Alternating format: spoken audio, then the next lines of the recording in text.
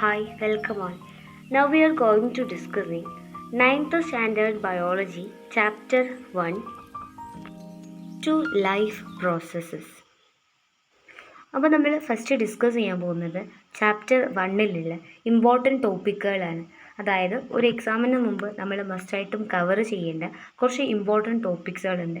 അപ്പം ആ ടോപ്പിക്കുകൾ ഏതൊക്കെയാണെന്നും അതിൻ്റെ ഡെഫിനിഷൻ, എക്സാമ്പിൾസ്, ഡീറ്റെയിൽസ് ആണ് നമ്മൾ ഫസ്റ്റ് വീഡിയോയിൽ ഡിസ്കസ് ചെയ്യുന്നത്.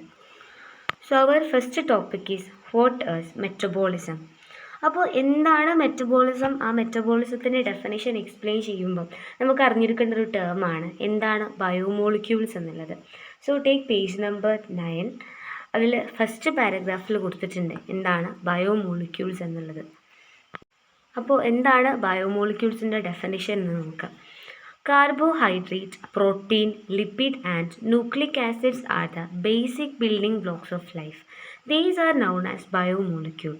Carbohydrate, protein, lipid, nucleic acid ഇതൊക്കെ നമ്മളുടെ ജീവിതത്തിലുള്ള ബേസിക് ബിൽഡിംഗ് ബ്ലോക്സ് ആണ്. അപ്പം ഇതിനെല്ലാത്തിനും ടുഗദർ കോൾഡ് ബയോമോളിക്യൂൾസ്. അതായത് carbohydrate, protein, lipid and nucleic acids are the basic building blocks of our life and these are known as biomolecules. രണ്ടാമത്തെ ഒരു സെക്ഷനായിട്ട് ബയോമോളിക്യൂൾസും അതിൻ്റെ എക്സാമ്പിൾസും കൊടുത്തിട്ടുണ്ട്. അപ്പം ബയോമോളിക്യൂൾസ് ആയിട്ടുള്ള ഫസ്റ്റ് ആണ് കാർബോഹൈഡ്രേറ്റ്സ് എന്ന് പറയുന്നത്.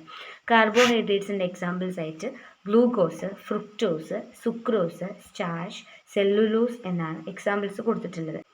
അപ്പോൾ ഇതിൽ രണ്ടെണ്ണം എസ് വെച്ചിട്ട്, അതായത് സുക്രോസും സ്റ്റാർച്ചും. മൂന്നാമത്തത് സെല്ലുലോസ്. പിന്നെ F fructose, G glucose, S അതായത് സുക്രോസ്, സ്റ്റാർച്ച്, സെല്ലുലോസ്, പിന്നെ എഫ് ഫ്രുക്ടോസ്, ദെൻ ഗ്ലൂക്കോസ്. അതിലൊരു രണ്ടാമത്തെ ബയോമോളിക്യൂളാണ് ലിപ്പിഡ് എന്ന് പറയുന്നത്. ലിപ്പിഡ്സിൻ്റെ എക്സാമ്പിളായിട്ട് ഫാറ്റ്സ് ആൻഡ് ഓയിൽസ്.